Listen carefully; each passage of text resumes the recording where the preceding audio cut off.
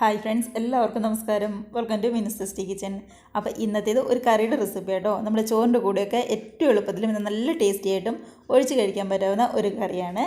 അപ്പോൾ വേറെ ഒന്നുമല്ല, നമ്മുടെ സ്വന്തം വെണ്ടയ്ക്ക കറിയാണ്. അപ്പോൾ വെണ്ടയ്ക്ക ഇഷ്ടമല്ലാത്തവരാണെന്നുണ്ടെങ്കിൽ പോലും ഇതേപോലെ ഒരു തവണ കറി വെച്ച് കഴിഞ്ഞാൽ പിന്നെ ഇങ്ങനെ തന്നെ കഴിക്കുള്ളൂ. അത്രയ്ക്ക് ടേസ്റ്റ് ആയിട്ടുള്ള ഒരു കറിയും കൂടി കേട്ടോ.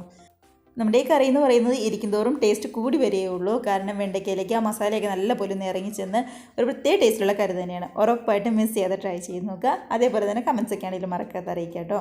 നമുക്ക് പോയിട്ട് തന്നെ സമയം കളയാതെ നേരെ വീഡിയോയിലേക്ക് പോയാലോ. ഇപ്പം നമ്മുടെ കറി റെഡിയാക്കാനായിട്ട് ഞാനിവിടെ ഒരു ചീൻചട്ടി എടുത്തിരിക്കുന്നത്. നന്നായിട്ട് അടി കട്ടിയുള്ള ഒരു ചീൻചട്ടി വേണം എടുക്കാനായിട്ട്.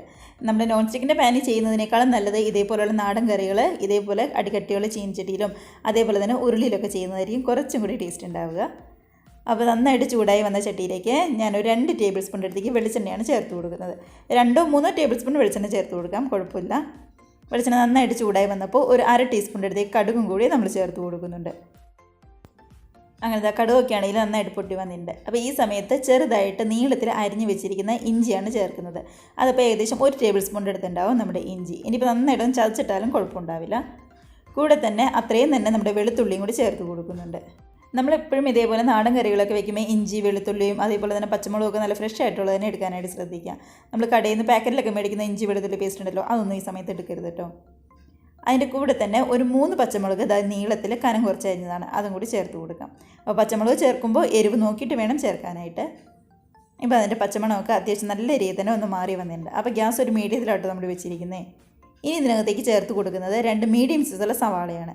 അപ്പോൾ സവാള എടുത്തിരിക്കുന്നത് ഇതേപോലെ നീളത്തിൽ കനം കുറച്ച് അരിഞ്ഞിരിക്കുന്നതാണ്. തീരെ അങ്ങനെ നൈസായിട്ടൊന്നും അരിഞ്ഞിട്ടില്ല, എന്നാലും അത്യാവശ്യം കനമില്ലാത്ത രീതിയിലാണ് നമ്മൾ അരിഞ്ഞെടുത്തിരിക്കുന്നത്. അതും കൂടി ചേർത്ത് നല്ല രീതിയിൽ തന്നെ നമുക്കൊന്ന് വഴറ്റി കൊടുക്കാം. ഈ സമയത്ത് 2 തണ്ട് കറിവേപ്പില കൂടി നമ്മൾ ചേർത്ത് കൊടുക്കുന്നുണ്ട്. നമ്മൾ ഏത് കറി വെച്ചാലും കറിവേപ്പില ഒഴിച്ചു വിടാൻ പറ്റാത്തതല്ലേ. 2 തണ്ട് കറിവേപ്പിലയും അതേപോലെ തന്നെ ആ തണ്ടും കൂടി നമ്മൾ ചേർത്ത് കൊടുക്കുന്നുണ്ട് കേട്ടോ. അതും കൂടി ചേർത്ത് ഇതിൻ്റെ പച്ചമുളകൊക്കെ നല്ല പോലെ പോയി ശരിക്കും ഇതൊന്ന് വാടി ഒന്ന് കുഴഞ്ഞു വരുന്ന ആ ഒരു പരുവത്തിൽ നമുക്കൊന്ന് റെഡിയാക്കി എടുക്കാം. അങ്ങനെ നമ്മുടെ സവാളയുടെയൊക്കെ ആണെങ്കിലും ഇഞ്ചിയുടെയും പച്ചമുളകിൻ്റെയൊക്കെ പച്ചമുളകൊക്കെ ഒന്ന് മാറി നല്ല പോലെ ഒന്ന് വഴന്ന് വന്നിട്ടുണ്ട്. അപ്പോൾ ഈ സമയത്ത് ഒരു മീഡിയം സൈസുള്ള തക്കാളിയും കൂടി നമ്മൾ ചെറുതായിട്ട് കട്ട് ചെയ്ത് ചേർത്ത് കൊടുക്കാം. അപ്പോൾ ഇതേപോലെ സവാള നല്ല പോലെ വാടി വന്നതിന് ശേഷം മാത്രം തക്കാളി ചേർത്താൽ മതി. അപ്പോൾ ഇങ്ങനെ ചേർക്കുമ്പോൾ ഒരു ചെറിയൊരു പുളിയും കൂടി ഉണ്ടാവും. അപ്പോൾ അത്യാവശ്യം നന്നായിട്ട് പഴുത്ത ഒരു തക്കാളി തന്നെ എടുക്കാനായിട്ട് ശ്രദ്ധിക്കണേ. അങ്ങനെ തക്കാളിയും കൂടി പതുക്കെ ഒന്ന് വാടി വന്നിട്ടുണ്ട്. തക്കാളി ഒരുപാടങ്ങ് വെന്ത് ഉടഞ്ഞൊന്നും പോകണ്ട, ജസ്റ്റ് ചൂട് കയറി ഒന്ന് വാടി വന്നാൽ മാത്രം മതിയാവും. അപ്പോൾ ഈ സമയത്ത് നമുക്ക് പൊടികൾ ചേർത്ത് കൊടുക്കാം. പൊടികളായിട്ട് ഒരു 1/2 ടീസ്പൂൺ അടുത്തേക്ക് മഞ്ഞൾപ്പൊടി എടുത്തിട്ടുണ്ട്. കൂടെ തന്നെ 1 ടീസ്പൂൺ അടുത്തേക്ക് നമ്മുടെ മുളക് പൊടിയാണ് ചേർത്തിരിക്കുന്നത്. ഞാനിപ്പോൾ കാശ്മീരി റെഡ് ചില്ലി ആയിട്ട് എടുത്തിരിക്കുന്നത്. കാരണം നമ്മൾ ചേർത്തിരിക്കുന്ന മുളകിനാണെങ്കിലും നല്ല എരിവുണ്ട്. കൂടാതെ തന്നെ കുറച്ച് കുരുമുളക് പൊടിയും കൂടി ചേർത്ത് കൊടുക്കുന്നുണ്ട്. അതുകൊണ്ട് 1 ടീസ്പൂൺ കാശ്മീരി ചില്ലിയും അതേപോലെ തന്നെ 2 ടീസ്പൂൺ അടുത്തേക്ക് മല്ലിപ്പൊടിയും കൂടി ചേർത്ത് കൊടുക്കുക. ടേബിൾ സ്പൂണല്ല, നമ്മൾ എടുത്തിരിക്കുന്ന എല്ലാം തന്നെ ടീസ്പൂണിലാണ്. അതേപോലെ തന്നെ ഒരു 3/4 ടീസ്പൂൺ അടുത്തേക്ക് കുരുമുളക് നല്ല പോലെ തന്നെ ചതച്ചെടുത്തതാണ്. അല്ലാന്നുണ്ടെങ്കിൽ കുരുമുളകിൻ്റെ പൊടിയാണെങ്കിലും കുഴപ്പമുണ്ടാവില്ല. അതിനുശേഷം ഗ്യാസ് ഏറ്റവും ലോ ഫ്ലെയിമിലാക്കി ഇതിൻ്റെ പച്ചമണം നന്നായിട്ടൊന്ന് മാറി വരുന്നവരെ നമുക്കൊന്ന് വഴറ്റി കൊടുക്കാം. അപ്പോൾ ഗ്യാസ് ഏറ്റവും ലോ ഫ്ലെയിമിൽ വെച്ചിട്ട് തന്നെ ഒരു 2-3 മിനിറ്റെങ്കിലും ഒന്ന് ഇളക്കി കൊടുക്കണം കേട്ടോ. അപ്പോഴായിരിക്കും ശരിക്കും ആ പച്ചമണമൊക്കെ ഒന്ന് മാറി കിട്ടുന്നത്. ഇനി ഇതിനകത്തേക്ക് ഒരു 3/4 ടീസ്പൂൺ അടുത്തേക്ക് നമ്മുടെ ഗരം മസാലയാണ് ചേർത്ത് കൊടുക്കുന്നത്. ഗരം മസാല ആകെ 1 ടീസ്പൂൺ ചേർത്ത് കൊടുക്കണം. 3/4 ടീസ്പൂൺ ഈ സമയത്തും അതേപോലെ തന്നെ ഒരു 1/4 ടീസ്പൂൺ ഏറ്റവും ലാസ്റ്റ് നമ്മൾ ഗ്യാസ് ഓഫ് ചെയ്യാൻ നേരത്തുമാണ് ചേർത്ത് കൊടുക്കുന്നത്. അപ്പോൾ ഈ സമയത്ത് 3/4 ടീസ്പൂൺ മാത്രം ചേർത്താൽ മതി.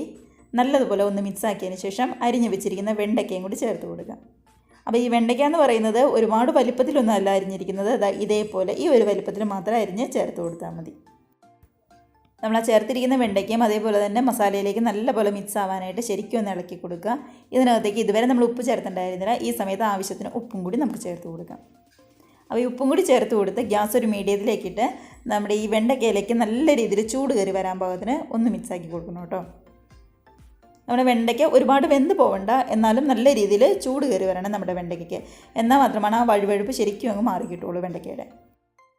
ഇപ്പോൾ വെണ്ടയ്ക്കൊക്കെ ആണെങ്കിൽ നല്ല പോലെ ഒന്ന് ചൂട് കയറി വന്നിട്ടുണ്ട്. അപ്പോൾ ഈ സമയത്ത് തേങ്ങാപ്പാൽ ചേർത്ത് കൊടുക്കാം. അപ്പോൾ തേങ്ങാപ്പാൽ ഒരു തേങ്ങയുടെ 1/4 പാലും 2/2 പാലും ഞാൻ എടുത്ത് വെച്ചിട്ടുണ്ടായിരുന്നു. 2/2 പാലാണ് ഈ സമയം ചേർത്ത് കൊടുക്കുന്നത്. ഈ 2/2 പാൽ കിടന്നുകൊണ്ടാണ് നമ്മുടെ വെണ്ടയ്ക്ക നല്ലതുപോലെ തന്നെ ഒന്ന് വെന്ത് വരേണ്ടത്. അപ്പോൾ ആദ്യമേ ഒരുപാട് അങ്ങ് വേവിച്ച് കഴിഞ്ഞാൽ അത്രയ്ക്ക് അങ്ങ് ടേസ്റ്റ് ഉണ്ടാവില്ല. അപ്പോൾ ഈ പാലിൻ്റെ കൂടെ വെന്ത് വരുന്ന വെണ്ടയ്ക്കയ്ക്ക് ഒരു പ്രത്യേക ടേസ്റ്റ് ആയിരിക്കും കേട്ടോ.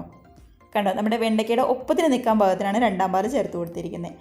നമ്മൾ ഇതേപോലെ രണ്ടാം പാൽ എടുക്കുമ്പോൾ കുറച്ച് കൂടുതൽ എണ്ണ എടുക്കുക. ഇതേപോലെ വെണ്ടയ്ക്ക നല്ലപോലെ ഒന്ന് മുങ്ങിക്കിടന്ന് ശരിക്കും ഒന്ന് വെന്ത് വരാൻ പാകത്തിനുള്ള രണ്ടാം പാൽ തന്നെ എടുക്കാനായിട്ട് ശ്രദ്ധിക്കണം. അപ്പോൾ അതും കൂടി ഒഴിച്ച് കൊടുത്ത് നല്ലപോലെ തന്നെ ഒന്ന് വെന്ത് വരട്ടെ. ഇപ്പോൾ ശരിക്കും ഒന്ന് തിളച്ച് വന്നിട്ടുണ്ട്. പക്ഷേ വെണ്ടയ്ക്ക അത്ര നന്നായിട്ട് അങ്ങ് വെന്തിട്ടില്ല കേട്ടോ. ജസ്റ്റ് ഒന്ന് വാടി വന്നിട്ടേ ഉള്ളൂ. കുറച്ചും കൂടി ഒന്ന് വെന്ത് വരെയും വേണം. അതേപോലെ തന്നെ നമ്മൾ ഈ ഒഴിച്ചു കൊടുത്തിരിക്കുന്ന രണ്ടാം പാൽ ഒന്ന് വറ്റിയും കൂടി വരണം. അപ്പോൾ നമ്മുടെ വെണ്ടയ്ക്ക് കുറച്ചും കൂടി ഒന്ന് വെന്ത് വരാനുണ്ട്. ശരിക്കും ഒന്നും കൂടി ഒന്ന് വെന്ത് വരട്ടെ.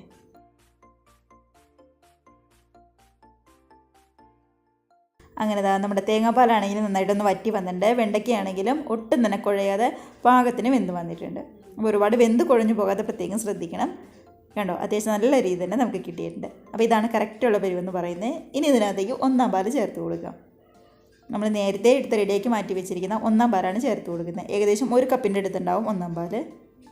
അതും കൂടി ചേർത്ത് നല്ല രീതിയിൽ ഒന്ന് മിക്സാക്കി കഴിഞ്ഞിട്ട് പതുക്കെ ചെറിയൊരു തിള വന്നതിന് ശേഷം നമുക്ക് ഗ്യാസ് അങ്ങ് ഓഫ് ചെയ്യാം. ഇനിയിപ്പോൾ ഒന്നാം പാൽ ഒഴിച്ചു കൊടുത്തതിന് ശേഷം ഒരുപാട് തിളപ്പിക്കാനായിട്ട് നിൽക്കരുത്. നല്ലപോലെ നമ്മുടെ തേങ്ങാപ്പാലിന് ചൂട് കയറി ജസ്റ്റ് ഒരു ചെറിയൊരു തിള വന്നു തുടങ്ങിയാൽ മാത്രം മതിയാവും. അപ്പോഴേക്കും നമുക്ക് ഗ്യാസ് ഓഫ് ചെയ്യാം. പതുക്കെ ഒന്ന് ചൂടായി വരട്ടെ.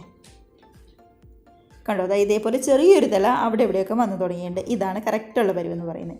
അപ്പോൾ നമുക്ക് ഗ്യാസ് ഓഫ് ചെയ്യാം. അതിന് മുമ്പായിട്ട് ഞാൻ ആദ്യം പറഞ്ഞ പോലെ തന്നെ ഒരു 1/4 ടീസ്പൂൺ ഗരം മസാല ഏറ്റവും ലാസ്റ്റായിട്ടൊന്ന് തൂപ്പി കൊടുക്കുക. കൂടെ തന്നെ ഇതിനകത്തേക്ക് 1 ടേബിൾ സ്പൂൺ എടുത്ത് വെളിച്ചെണ്ണയും കൂടി ഏറ്റവും ലാസ്റ്റ് ഇതിൻ്റെ മുകളിലേക്ക് നമ്മളൊന്ന് ഒഴിച്ചു കൊടുക്കുന്നുണ്ട്. നമ്മളിപ്പോൾ ഏത് നാടൻ കറി വെക്കുകയാണെന്നുണ്ടെങ്കിലും ഇതേപോലെ ലാസ്റ്റ് കുറച്ച് വെളിച്ചെണ്ണ ഒന്ന് ഒഴിച്ചു കൊടുക്കുന്ന ഒരു പ്രത്യേക ടേസ്റ്റ് തന്നെയായിരിക്കും. അപ്പോൾ വെളിച്ചെണ്ണ എന്ന് പറയുന്നത് 1 ടേബിൾ സ്പൂൺ വേണമെന്നൊന്നുമില്ല, കുറച്ചാണെങ്കിലും ഒഴിച്ചു കൊടുത്താൽ മതി. ഒരുപാട് വെളിച്ചെണ്ണ ചേർക്കാൻ ഇഷ്ടമില്ലാത്തവരാണെന്നുണ്ടെങ്കിൽ പോലും കുറച്ച് ഏറ്റവും ലാസ്റ്റായിട്ട് ഒന്ന് ഒഴിച്ചു കൊടുക്കുക. അതിനുശേഷം പതുക്കെ ഇതേപോലെ ഒന്ന് മിക്സ് ആക്കിയതിന് ശേഷം നമുക്ക് ഗ്യാസ് അങ്ങ് ഓഫ് ചെയ്യാം. ഇനിയിപ്പോൾ ഇതിൻ്റെ തീ ചൂടൊന്ന് ആറി വരുന്നവരെ നമുക്കൊന്ന് വെയിറ്റ് ചെയ്യാം. ഇപ്പോൾ കണ്ടോ, നമ്മുടെ ആ വലിയ ചൂടൊന്ന് ആറിക്കഴിഞ്ഞപ്പോഴേക്കും നമ്മുടെ കറിയുടെ ആണെങ്കിൽ ആ ഗ്രേവിയൊക്കെ ആണെങ്കിലും ഒന്നും കൂടി ഒന്ന് കുറുകി വന്നിട്ടുണ്ട്. നമ്മുടെ വെണ്ടയ്ക്കയിലേക്കും അതേപോലെ തന്നെ തക്കാളിയിലേക്കും ഒക്കെ നമ്മുടെ മസാലയൊക്കെ ആണെങ്കിലും അതേപോലെ തന്നെ തേങ്ങാപ്പാലൊക്കെ പിടിച്ച് നല്ല രീതിയിൽ തന്നെ നമ്മുടെ കറി നമുക്ക് കിട്ടിയിട്ടുണ്ട്. നമ്മുടെ ഈ കറിയുടെ ടേസ്റ്റ് എന്ന് പറയുന്നത് ഒരുപാട് മധുരമോ അതേപോലെ തന്നെ ഒരുപാട് എരിവോ ഒന്നുമില്ലാതെ ഒരു പാകത്തിനുള്ള കറിയാണ്. അപ്പോൾ വെണ്ടയ്ക്കയുടെ ഒരു ടേസ്റ്റ് ഇഷ്ടമല്ലാത്തവരാണെന്നുണ്ടെങ്കിൽ പോലും ഇതേപോലെ ഒരു തവണ വെണ്ടയ്ക്ക വെച്ച് കഴിച്ചു നോക്കൂട്ടോ, ഉറപ്പായിട്ടും ഇഷ്ടമാവും. കാരണം ആ വെണ്ടയ്ക്കയിലേക്ക് നമ്മുടെ ആ തേങ്ങാപ്പാലിൻ്റെ മസാലയുടെയൊക്കെ ടേസ്റ്റ് ഇറങ്ങി ചെല്ലുമ്പോൾ ഒരു പ്രത്യേക ടേസ്റ്റ് തന്നെയാണ്.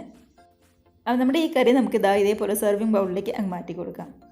കാരണം കുറച്ചും കൂടി തണുത്ത് വന്നപ്പോൾ നമ്മുടെ ഗ്രേവിയൊക്കെ ആണെങ്കിൽ നല്ല രീതിയിലൊന്ന് കുറുകി വന്നിട്ടുണ്ട്. അതേപോലെ തന്നെ കളറൊക്കെ ആണെങ്കിലും നല്ല അടിപൊളിയായിട്ട് തന്നെയാണ് വന്നിരിക്കുന്നത്. ഇപ്പോൾ ഒരുപാട് മഞ്ഞൾപ്പൊടി അതേപോലെ തന്നെ മുളക് പൊടി മല്ലിപ്പൊടി ഒന്നും ഒരുപാട് ചേർത്തുള്ള എല്ലാം പാകത്തിന് തന്നെയാണ്. ഞാൻ നമ്മുടെ ഡിസ്ക്രിപ്ഷനിൽ എല്ലാത്തിൻ്റെ അളവ് കറക്റ്റായിട്ട് കൊടുക്കാം കേട്ടോ. നമ്മുടെ തക്കാളിയൊക്കെ ചേർത്തുകൊണ്ട് ചെറിയൊരു പുളി ടേസ്റ്റ് ഉണ്ടാവും. എന്നിട്ട് ഒരുപാട് തക്കാളിയും ചേർത്തുള്ള ഒരേ ഒരു തക്കാളി മാത്രമേ നമ്മൾ ചേർത്തിട്ടുള്ളൂ. അപ്പോൾ ഇതാണ് നമ്മുടെ കറി എന്ന് പറയുന്നത്. നല്ല ചൂട് ചോറിനോട് നമ്മുടെ ഈ കറിയും അതേപോലെ തന്നെ ചെറിയൊരു തോരനും പപ്പടവും അച്ചാറും കൂടെയൊക്കെ ഉണ്ടെങ്കിൽ നല്ല അടിപൊളിയായിരിക്കും. അപ്പോൾ എല്ലാവരും മിസ് ചെയ്യാതെ ട്രൈ ചെയ്ത് നോക്കുക. കമൻസൊക്കെ ആണെങ്കിലും മറക്കാതെ അറിയിക്കുക കേട്ടോ. അതുപോലെ തന്നെ റെസിപ്പിയൊക്കെ ഇഷ്ടമായിട്ടുണ്ടെങ്കിൽ ഒന്ന് ലൈക്ക് അടിച്ച് മറ്റുള്ളവരിലേക്ക് കൊണ്ട് ഷെയറും കൂടി ചെയ്യാനായിട്ട് മറക്കരുത്. ആദ്യമായിട്ട് നമ്മുടെ ചാനൽ ആരെങ്കിലും കാണുന്നവരുണ്ടെങ്കിൽ വീഡിയോക്ക് ഇഷ്ടമായിട്ടുണ്ടെങ്കിൽ പ്ലീസ് നമ്മുടെ ചാനലും കൂടി ഒന്ന് സബ്സ്ക്രൈബ് ചെയ്ത് സപ്പോർട്ട് ചെയ്യാം കേട്ടോ. അപ്പം നമുക്ക് ഇതേപോലുള്ള പുതിയ വീഡിയോസിന് നല്ല അടിപൊളി റെസിപ്പീസൊക്കെ ആയിട്ട് വീണ്ടും കാണാം. അതുവരെ എല്ലാവർക്കും ബൈ.